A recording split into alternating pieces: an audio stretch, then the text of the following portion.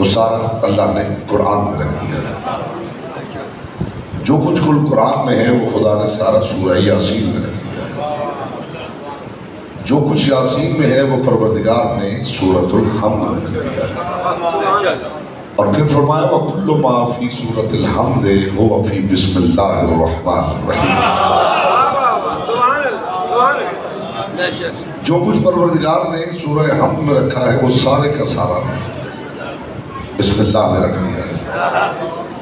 वकुल्लु मा फी बिस्मिल्लाहिर रहमानिर रहीम हुवा फिल बा। और जो कुछ बिस्मिल्लाहिर रहमानिर रहीम में है वो सारा का सारा खुदा ने बा में इकट्ठा कर दिया। वकुल्लु मा फिल बाए हुवा फिन नुक्ततिल्लती तहतल बा। और जो कुछ खुदा ने बा में रखा है वो उस नुक्ते में रख दिया है जो बा के नीचे लगाया गया है। इसका मतलब है कि परवरदिगार अगर चाहे फैला दे तो कायनात बन जाती है, समेट दे तो नुक्ता बन जाता है। ये उस परवरदिगार का कर्म है कि वो नुक्ते को इतना वसी कर देता है कि हम समझने के काबिल हो जाते हैं। वरना नुक्ता नुक्ता है, और अगर नुक्ता नुक्ता रहे तो किसी की मजाल ही नहीं है कि वो समझ पाए कि नुक्ते की हकीकत क्या है। परवरदिगार आलम ने सूरह हम्द को, आज मैं मुकदमा कायम कर रहा हूँ, बड़े मानी मुफाहीम और बिलखुसूस चूँकि ये सूरह ऐसा है जिसे असले कुरान भी कहा जाता है, इसे उम्मुल किताब भी कहा जाता है, इसे इफ्तिताह कुरान भी कहा जाता है। यानी कुरान की असल भी है, कुल्ले कुरान भी जी, इफ्तिताह कुरान भी। यानी सूरह के जरिए परवरदिगार ने कुरान का फीता काटा।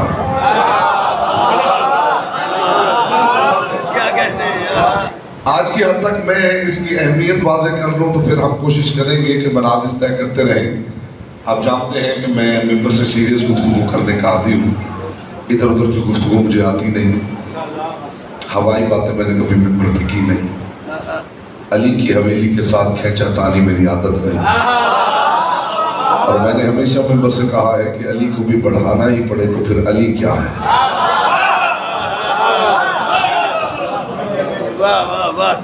मैं शुक्रगुजार हूँ, और कल इंशाल्लाह ठीक मैं 8 बजे मैं तो यहाँ हाजिर था, ठीक 8 बजे इंशाल्लाह मैं हाजिर है खिदमत होगा। आप भी जरा जल्दी तशरीफ ले आइएगा। परवरदिगार आलम ने इस सूरह को सूरतुल हम्द पूरे कुरान का इफ्तिताह करा दिया। लफ्ज़ इफ्तिताह दलील है कि कुरान यहीं से शुरू हुआ।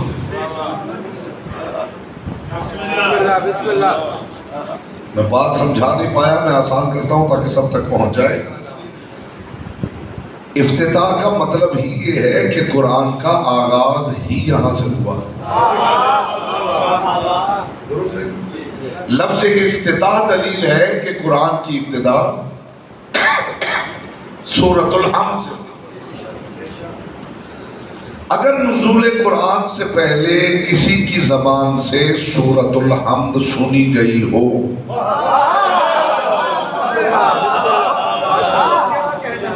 मुतवज्जे है, मैं बड़ी सामने की बात अर्ज कर रहा हूं। अगर नुज़ूल कुरान से पहले किसी की ज़बान से सूरतुल हम्द सुनी गई हो तो फिर मानना पड़ेगा कि उसने इस सूरह की तिलावत कुरान से पहले की।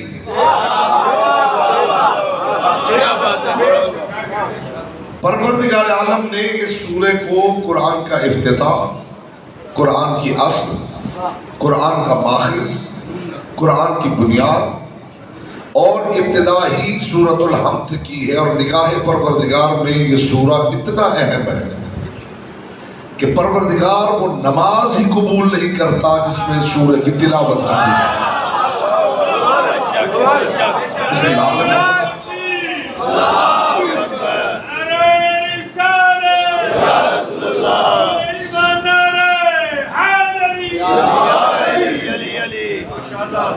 खुशनूदी है मोहम्मद वाले मोहम्मद बुलंदर सलवात।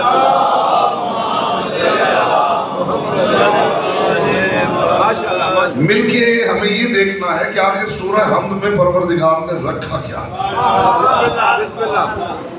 कौन सी ऐसी खास बात है कि जिसके सबब सूरतुल हमद को परवरदिगार ने इतनी अहमियत दी है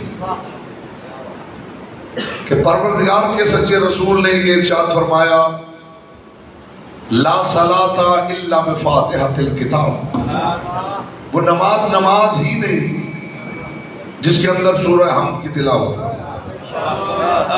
यानी पूरा कुरान भी टिका हुआ है सूरतुल हमद पर और नमाज भी टिकी हुई है सूरतुल हमद पर। यानी न कुरान रहेगा न नमाज रहेगा जब तक सूरतुल हमद न। अब जरा इसकी इब्तिदा देख लेते हैं और बात आगे बढ़ाते हैं कि आखिर परवरदिगार आलम ने सूरतुल हमद में ऐसा रखा क्या है कि जिसके सबब इसे कुरान की असल, कुरान का माखज, कुरान के बराबर परवरदिगार ने तोला है। बिस्मिल्लाहिर्रहमानिर्रहीम, अल्हम्दुलिल्लाहि रब्बिल आलमीन। हर तरह की हमद है, सिर्फ अल्लाह के लिए नहीं, उस अल्लाह के लिए जो आलमीन का पालनहार है। यानी इब्तिदाए कुरान में ये दर्स दिया जा रहा है कि परवरदिगार की हमद जो है वो अल्लाह होने की वजह से नहीं, वो इस वजह से है कि वो अल्लाह तो है मगर सबका पालनहार है। अब आप इस बात से समझ लीजिए कि पालना कितनी बड़ी बात है कि उसकी बुनियाद पे खुदा तारीफ चाहता है।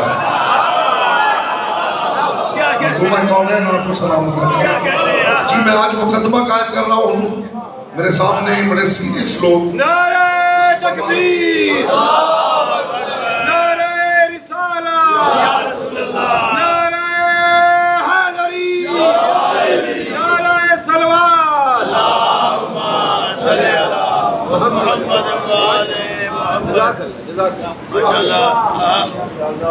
हर तरह की हमद है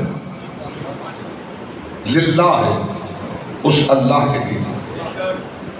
किस अल्लाह के लिए? एक लतीफ तबर्रुक है आपकी बारगाह में पेश करना चाहता हूं। जब अल्लाह की बात हो गई तो फिर आगे वजाहत की जरूरत क्या है। हमद है, हर तरह की हमद है, किसके लिए? अल्लाह के लिए। बात खत्म। आगे ये डिफाइन करने की जरूरत क्या है कि कौन अल्लाह। इसका मतलब है महज अल्लाह अल्लाह करना काफी नहीं होता, ये भी समझना होता है कि कौन अल्लाह। मैं पूरी जिम्मेदारी के साथ ये बात कर रहा हूं साहिबान बद में मारिफत, महज अल्लाह अल्लाह काफी नहीं होता, ये भी समझना होता है कि कौन अल्लाह। अल्लाह अल्लाह बहुत जबानों पे है, ये कौन अल्लाह बताने के लिए मुहम्मदों की हवेली उतारी गई है। इसका हिस्सा था, उस तक बात पहुंची है। महज अल्लाह अल्लाह, तो फिर बात यहां खत्म हो जानी चाहिए। अल्हम्दुलिल्लाह, बात खत्म। आगे बताया जा रहा है कौन अल्लाह, रब्बिल आलमीन, जो आलमीन का पालनहार है, जो आलमीन को पालता है। क्यों नहीं करोगे उस परवरदिगार की हम, क्यों नहीं करोगे उस परवरदिगार की तारीफ जो आलमीन को पालता है। आज की हद तक खुदा की कसम ये बात करके भी मिंबर छोड़ दूं तो आप कहेंगे मुकम्मल मजलिस हम सुन के वापस पलटे हैं। कौन अल्लाह जो आलमीन को पालता है, क्यों नहीं करते हो उसकी तारीफ। वो अल्लाह है और वो आलमीन को पालता है। जब तुम्हें पालता जो है तो जो पलने वाला है उस पर लाजिम है कि पालने वाले की तारीफ करें। मैं पूछना चाहता हूं कि जो आलमीन को पाले उसकी तो तारीफ होनी चाहिए, और जो रहमतल लिल आलमीन को पाले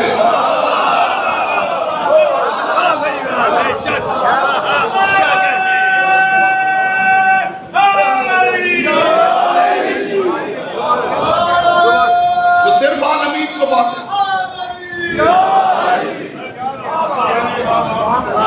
क्या कहते हैं? अल्हम्दुलिल्लाहि रब्बिल आलमीन। बहकी हुई गुफ्तगू मुझे आती नहीं,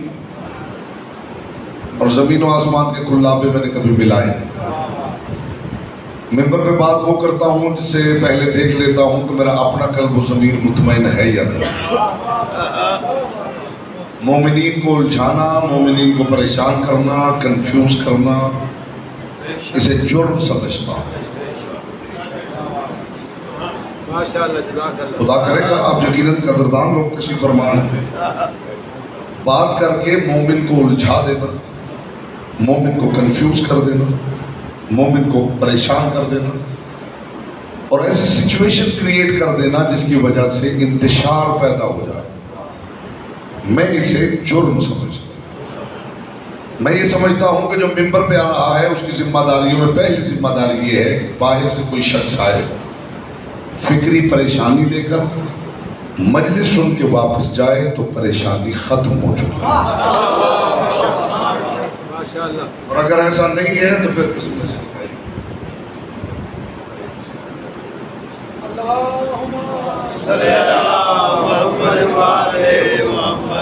शाह साहब की तौफीकात, इज्जत, मारिफत, रिज़्क़, इज़ाफ़े के लिए मरतबा बुलंद आवाज़ से सलावत पढ़ें।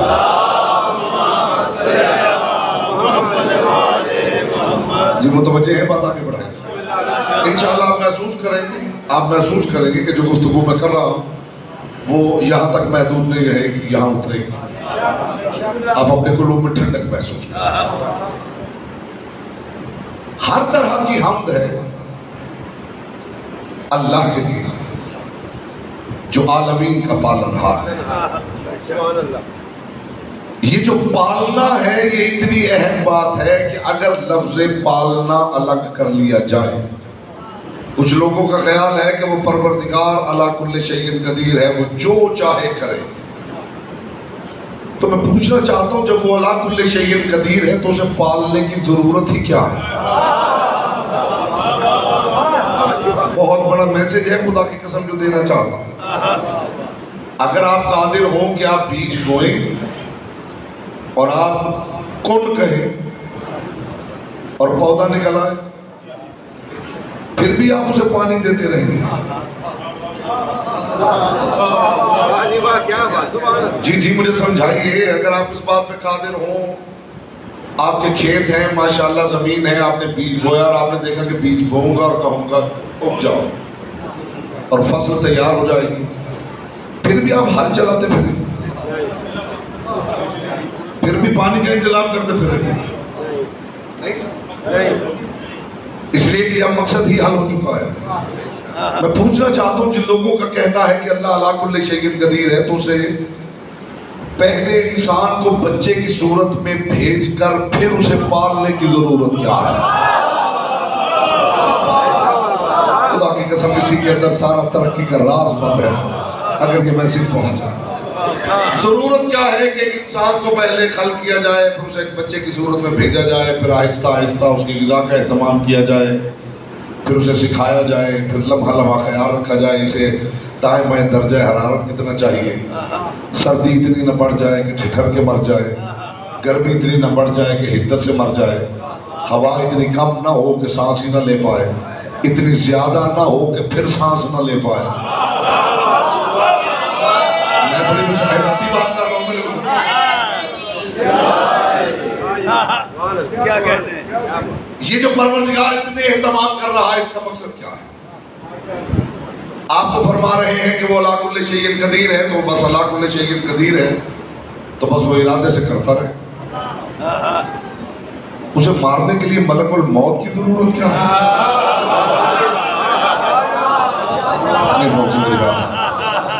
ये खुदा की कसम ये चीज अगर समझ में आ जाए पूरा दीन समझ में। तो ये अला कुल्ले शैइन कदीर है। अच्छा, खुदा इरादा करे तो बंदा मरेगा नहीं? तो माज़अल्लाह क्या खुदा मोहताज है? नहीं, मोहताज भी नहीं है, भी कादिर। उसे तो कौन कहने की भी जरूरत नहीं। सुभान अल्लाह, सुभान। सबब क्या है कि उसने मारने के लिए मलकुल मौत को बनाया है। कहते हैं रिस्क बांटने पे भी एक फरिश्ता मामूर है। कोई है ना जी? कहते हैं कि रिस्क बांटने पर भी एक फरिश्ता मामूर है। अच्छा, फरिश्ता ही मामूर है ना? वो तो मामूर नहीं है ना जिसके घर के बच्चों के गहवारे फरिश्ते हिलाते हैं। क्या कहने? मेरी बात ही नहीं पहुंची।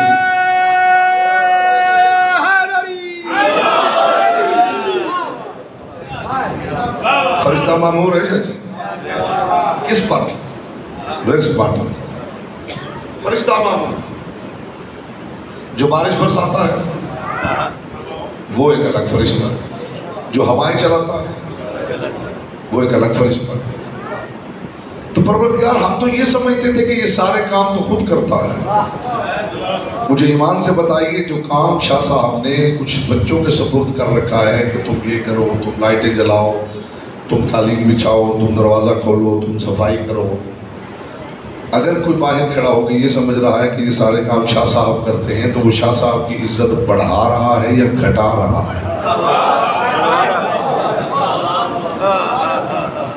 इसे आसान लफ्जों में मैं पेश ही नहीं कर सकता हूँ। वो बात वो क्या साबित कर रहा है कि शाह साहब एक सलवात पढ़ने बुलंद आवाज से। नारे तकबीर, नारे रिसालत, नारे हैदरी, नारे सलवात।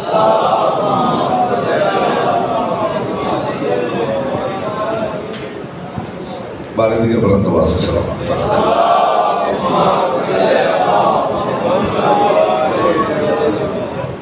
सलवात ऐसे पढ़ें जैसे शिया ने हैदर कर्रार पढ़ने की।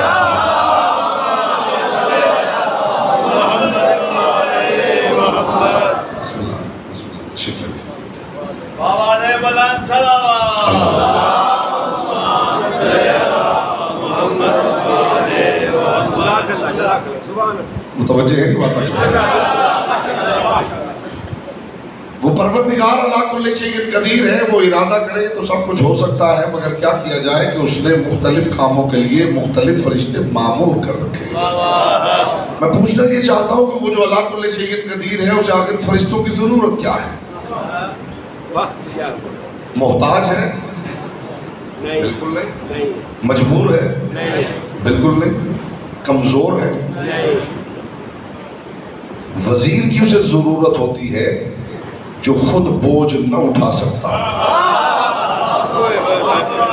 वजीर मुश्ताक है वेज़र से। वेज़र कहते हैं बोझ को, यानी मेरा बोझ बटाने वाला। जो बोझ बटाए उसे वजीर कहते। तो परवरदिगार आलम के लिए कोई बोझ ही नहीं।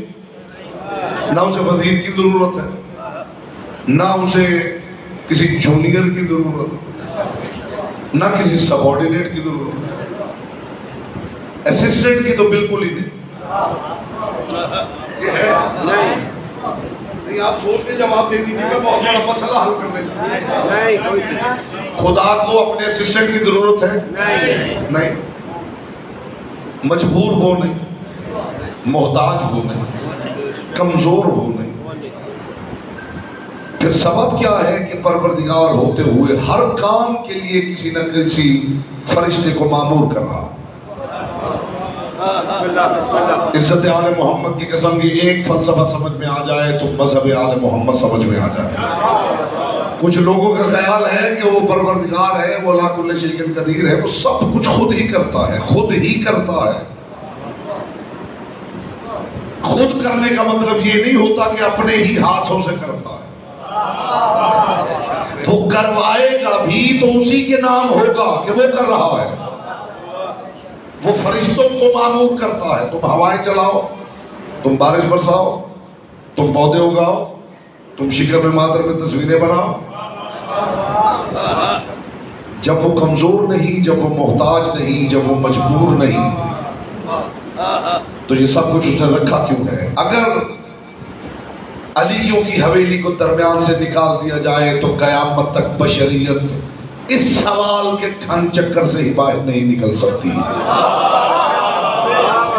जब सादिकों की हवेली के सादिक इमाम से पूछा गया फर्जंद रसूल वो अला कुल्ल शैइन कदीर भी है, वो मोहताज भी नहीं है, वो मजबूर भी नहीं है, वो कमजोर भी नहीं है, फिर इन कामों के लिए फरिश्ते क्यों रखे हुए?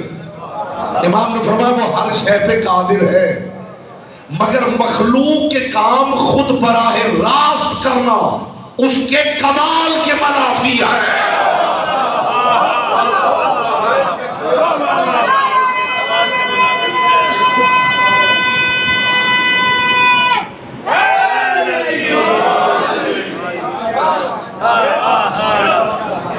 मैं कोशिश कर रहा हूं कि आज मैं ऐसा मुकदमा कायम करूं कि कल से जब गुफ्तगू का आगाज हो तो आपको महसूस हो कि अब यहां से कुछ लेके उठे। इमाम ने फरमाया उसका कमाल माने हैं, कमाल,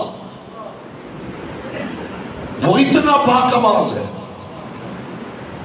कि वो परवरदिगार अपने कमाल की वजह से उन कामों में बराह रास्त मुदाखलत नहीं रखता जिसका ताल्लुक मखलूक से।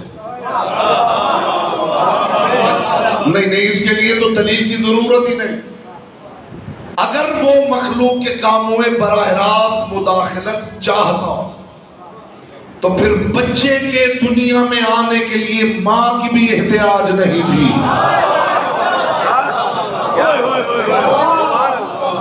क्या कहते हैं? इंशाअल्लाह ये कॉन्सेप्ट दिलों में उतरेगा अगर मेरी बात पहुंच गई। मां की क्या जरूरत थी?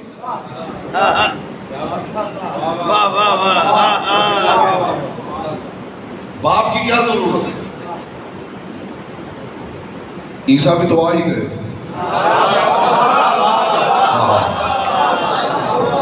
और माँ बाप ही की क्या जरूरत थी? आदम भी तो बन ही गए थे।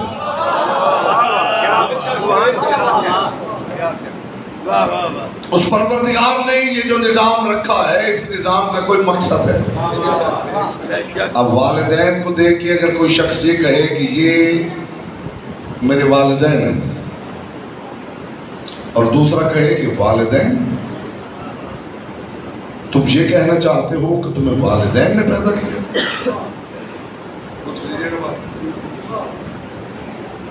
तुम्हें किसने पैदा किया है? ये मेरे वालिदैन। अच्छा, तुम ये कहना चाहते हो कि तुम्हें वालिदैन ने पैदा किया? जी मैं ये कहना चाहता, तुम शिर्क कर रहे हो।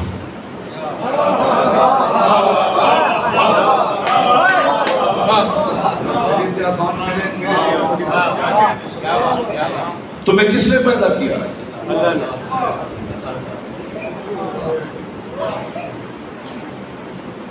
उसने तेरे वालिदैन ने पैदा किया। जवाब में आप कह दें कि तुम शिर्क कर रहे हो इसलिए कि तुम्हें तो अल्लाह ने पैदा किया। तो बात तो सादा है, अगर अल्लाह ने पैदा किया है तो फिर दरमियान में वालिदैन क्या है? पैदा अल्लाह ही करता है। अगर बराह रास्त पैदा करने लगे वो परवरदिगार ही खल करता है, वो परवरदिगार ही पैदा करता है। लेकिन अगर बराह रास्त करने लगे तो आप दुनिया में आ तो सकते हैं, तरक्की के काबिल नहीं रह सकते।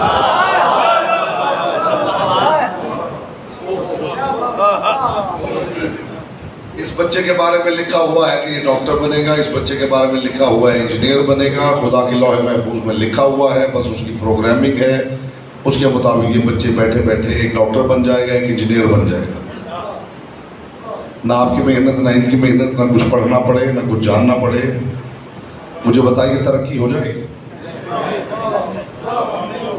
तरक्की कब होती है? जब इंसान एक शय ढूंढ ली जाती है, वो हाथ लग जाती है, उससे तरक्की नहीं होती। तरक्की उस वक्त होती है जब शय ढूंढी जाती है। जब दफन शुदा खजाना ढूंढा जाता है तो तरक्की होती है। उस परवरदिगार आलम ने ये जो निजाम रखा है वो कुन कह के, कुन की भी जरूरत नहीं, वो महज इरादा करे तो सब कुछ हो जाए। लेकिन उस परवरदिगार ने ये जो सारा निजाम रखा है, ये रखा ही इसलिए है कि इंसान इस निजाम कायनात को समझे और समझते समझते इतनी तरक्की कर जाए कि उस मकाम पे चला जाए कि इस निजाम के अंदर मौजूद कवानीन को वो समझ के अपने दायरा इख्तियार में लाए और फिर इस काबिल हो जाए कि जब चाहे हवा चला सके, जब चाहे बारिश बरसा सके, जब चाहे अपनी बीमारी खुद रफा कर सके। और जब इंसान इस लायक होने के बाद मेरी बारगाह में सजदा करे तो पता चले अल्लाह अकबर का मतलब क्या है।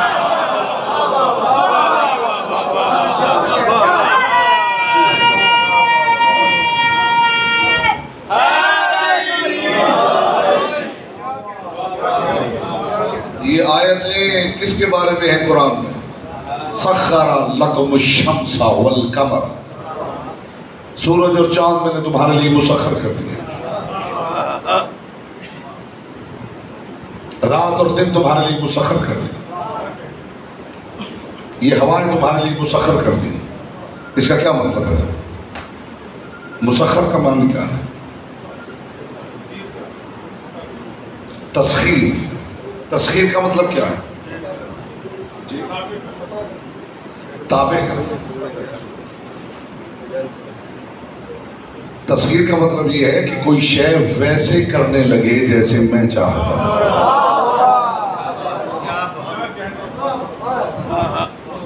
ये जो गाड़ी का स्टीयरिंग है या घोड़े की लगाम, बात तो एक ही।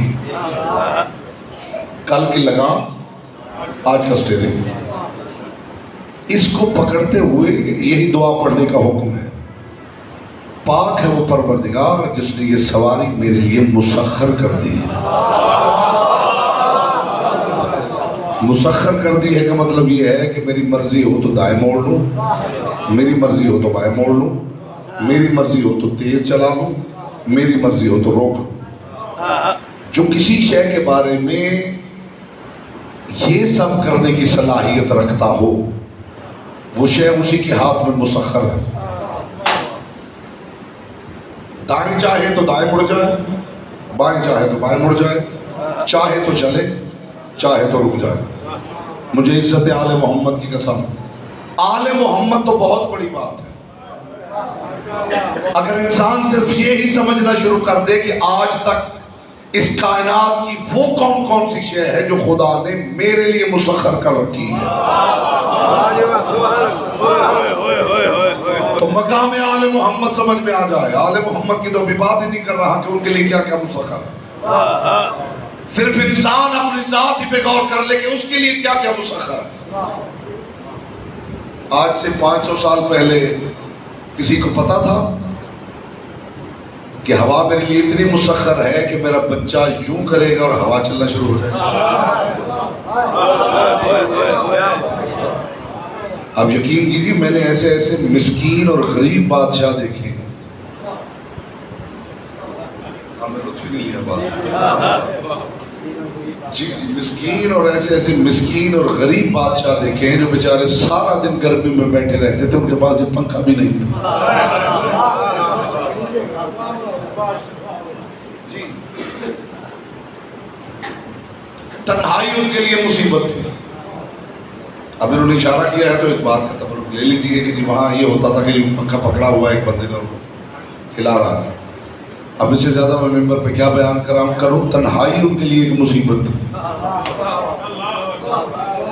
अब बादशाह सलामत अकेले बैठे हैं तो क्या करें, बंदा जरूरी है। अब क्या करें? इंसान ने तरक्की की और उस परवरदिगार आलम ने समझाया है इंसान को कि कैसे कायनात को मुसख्खर किया जाता है। अगर आपने गाड़ी मुझे दे ही दी है कि जनाब ये ले जाइए, मजलिस पढ़ के आ जाएंगे, इस जुमले पे आज की हद तक गुफ्तगू तमाम करूंगा और कल यहीं से शुरू करूंगा, इंशाअल्लाह आपको लुत्फ आएगा। अगर मैंने आपसे रिक्वेस्ट की है कि हुजूर अपनी गाड़ी ज़रा दे दीजिए, मेरी गाड़ी ख़राब है, मैंने एक मजलिस पढ़नी है, और आपने कह दिया कि ले जाइए ना मौलाना साहब, ले जाइए, कोई बात नहीं, मजलिस पढ़नी ले जाए, तो आप क्या चाहते हैं कि मैं जब उसे स्टार्ट करूं तो आपको फ़ोन करूं, इज़्न है मैं स्टार्ट करूं? बात हो गई है जी हुजूर, इससे सादा लफ्ज़ों में मैं बता नहीं सकता। क्या बात है। अच्छा स्टार्ट हो गई है तो अब मैंने पहला गियर लगाना है, जो मेरे टैरो फोन करो, अच्छा हुजूर इज़्न है मैं पहला गियर लगा, अच्छा इज़्न है रेस थोड़ी दबा लूं, अच्छा जनाब सामने एक गाड़ी आ गई है, इज़्न है मैं गाड़ी रोक लूं? खुदा की कसम हो सकता है दूसरे फोन पे आप कहें कि मौलाना साहब आप गाड़ी ले आए, आपका दिमाग ठीक नहीं। क्या बात है। आप मुझे क्या समझते हैं, ये नुक्ता है जो मैं हत्या करना चाहता हूँ। मौलाना साहब आप वापस आ जाइए, आपका पहले इलाज करवाते हैं फिर गाड़ी ले जाइएगा। आप अपनी बात छोड़े, आप मुझे क्या समझते हैं कि मैंने आपको गाड़ी दे दी है, गाड़ी दे दी है और आपकी जात पे इतना भी एतबार नहीं है।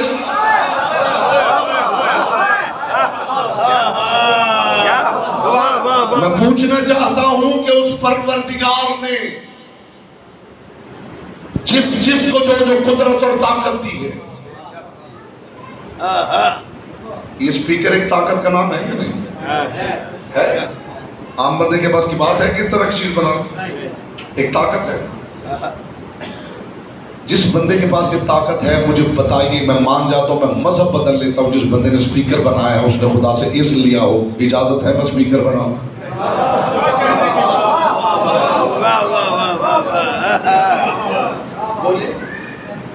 जो डॉक्टर किडनी ट्रांसप्लांट कर रहा है, गुर्दा फेल हो गया है, वो गुर्दा निकाल के दूसरे बंदे का गुर्दा वहां पे फिट कर रहा है, मुझे वो डॉक्टर दिखाइए जिसने गुर्दा फिट करने से पहले 2 रकत नमाज पढ़ी हो। परवरदिगार इज़्न है मैं इस बंदे का गुर्दा तब्दील कर लूं? ऐसे ना कीजिए, इतनी बड़ी बात मैंने आप तक पहुंचाई है, लुत्फ ले लीजिए बात।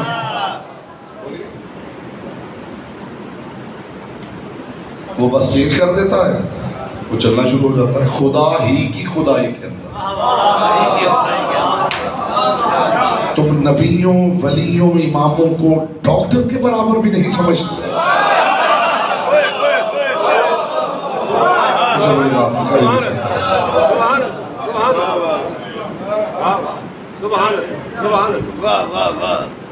मैं तो ये नहीं चाहता, आप भी नहीं चाहते होंगे, आपका बेटा, मालिक आपके बेटों को लंबी जिंदगी अता करे, किसी का बेटा थोड़ा बड़ा हो जाए, जवान हो जाए, तो बाप चाहता है, बाप उसे जेब खर्च देता है, फिर देखता है कि उसकी मर्जी के मुताबिक इस्तेमाल करता है।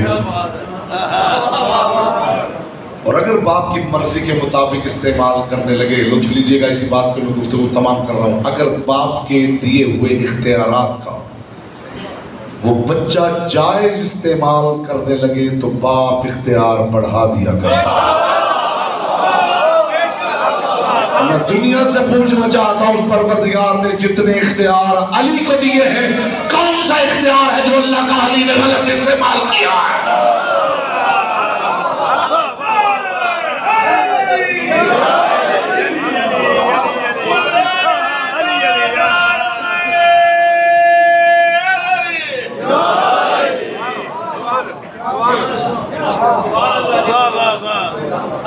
जब इख्तियार दिया जाता है और दूसरा इख्तियार के मुताबिक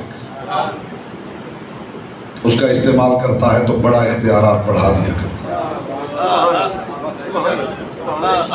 आज बच्चे को 100 रुपये दिए हैं और 100 रुपये वो ज़ाया करके नहीं आया, 50 इस्तेमाल कर लिए हैं और 50 संभाल भी लिए हैं कि ये बाबा मुश्किल वक्त के लिए मैंने रखे थे, ये लीजिए। कल 200 मांगेगा तो बाप 500 देना चाहेगा।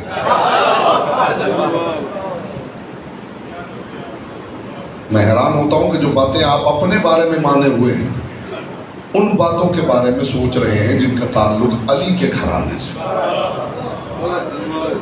आप पहले अपने इख्तियारात पे तो गौर कर लीजिए कि परवरदिगार ने आपको क्या क्या इख्तियारात अता किए।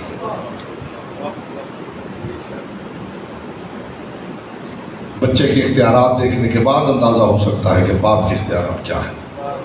और बच्चे को कभी भी ये इदराक नहीं हो सकता कि उसके बाप की ताकत क्या है। गोद में खेलने वाले बच्चे को कभी इदराक नहीं हो सकता कि उसके बाप की ताकत क्या है। हो सकता है? हमारी हैसियत अली के सामने ऐसी ही है जैसे बाप के सामने बच्चे की हैसियत।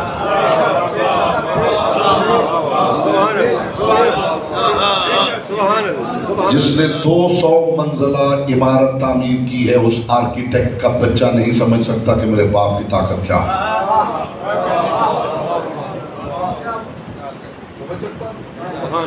जैसे बच्चा बाप की ताकत नहीं समझ सकता, ऐसे आम बंदा नबी वली इमाम की ताकत नहीं समझ सकता। तो जब समझ ही नहीं सकते तो बच्चों को हक क्या है कि वो बड़ों की ताकत के मौजू पर बहस करें।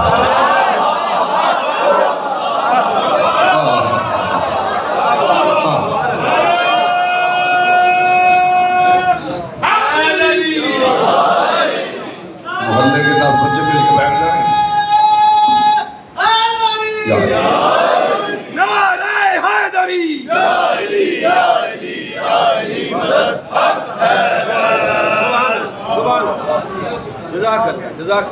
मोहल्ले के 10 बच्चे बैठ जाएं और फिर डिस्कशन शुरू हो जाए, तुम्हारा बाप ये कर सकता है वो नहीं कर सकता, और तुम्हारा बाप ये कर सकता है वो नहीं कर सकता। ये बात तब करना जब बाप बन जाओगे।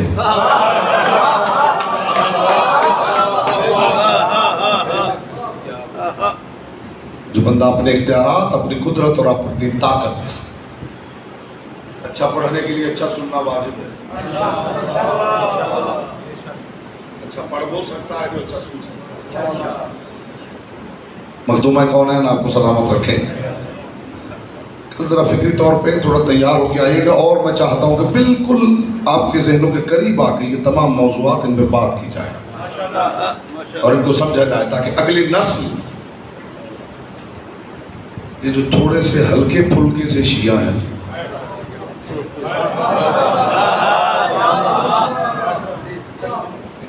जानते हैं हल्के फुल्के से, कोई हवा का झोंका आया तो कोई उधर,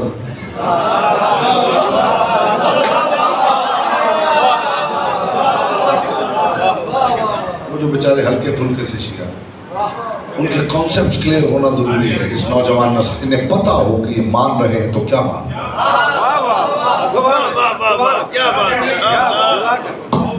और इंशाअल्लाह इन मजालिस में मखदूमा कौनैन के करम के सदके में मैं कोशिश करूंगा, बिलखसूस बेटा जो स्टूडेंट्स हैं उनको लेके आए, जो स्कूल्स के, कॉलेजेस के, यूनिवर्सिटीज के स्टूडेंट्स हैं उन्हें लेके आए, अहले सुन्नत बच्चों को लेके आए, ताकि यहाँ पे बात हो तो वो भी आपका शुक्रिया अदा करें कि तुम्हारा शुक्रिया कि तुम ऐसी महफिल में मुझे लेके गए।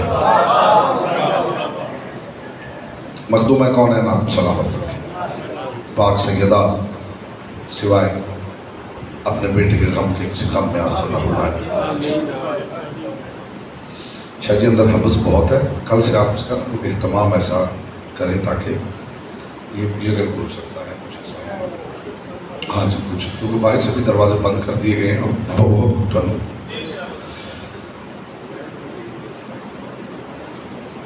यकम मुहर्रम उल हराम से जहाँ जहाँ मजलिसें पढ़ रहे थे, रोज एक बात करते थे, अब 8 दिन का मेहमान रह गया है, अब 6 दिन का मेहमान रह गया, अब 3 दिन का मेहमान रह गया, और फिर आशूर की रात तो हर मेंबर पे ये बात होती है कि आज की रात का मेहमान, वो जो मेहमान था वो मारा गया।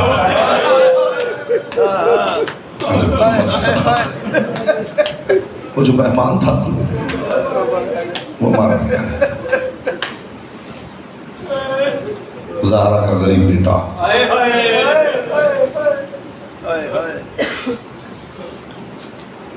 करबला के बंद में मैं पूरी तारीख बंद करने लगूं, एक जुमले में पूरी तारीख बंद करने,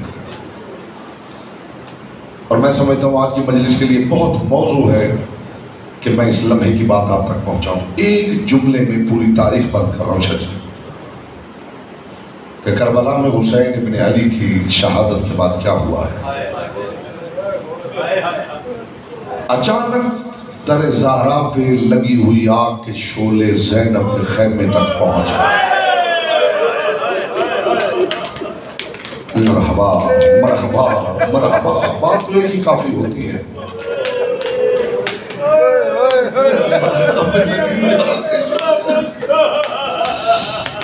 ज़ैनब के खैमे तक पहुंच गए। तत्हीर की वारिस के खैमे,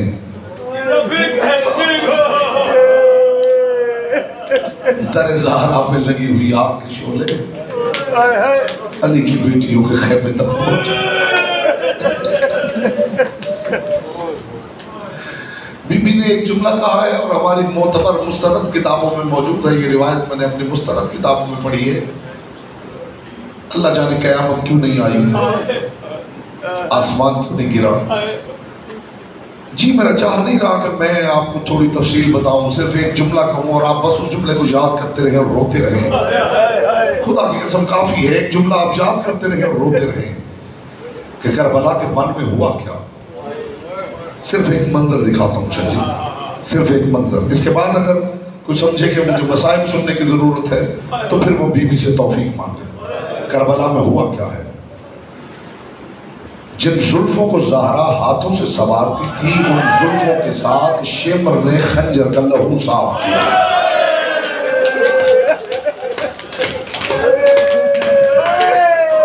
मरहबा मरहबा मरहबा।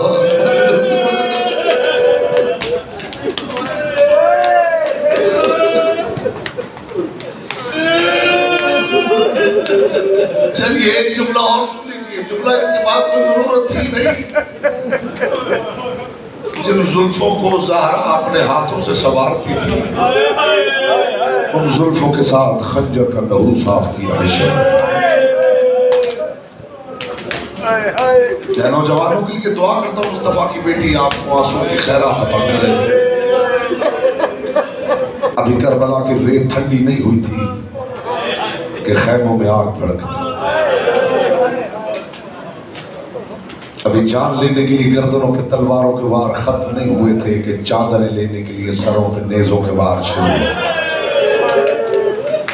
अजरुकुम अल्लाह, अजरुकुम अल्लाह। एक जुमला सुन लीजिए अली की बेटी का और आपकी ज़हमत तमाम है आज की हद तक।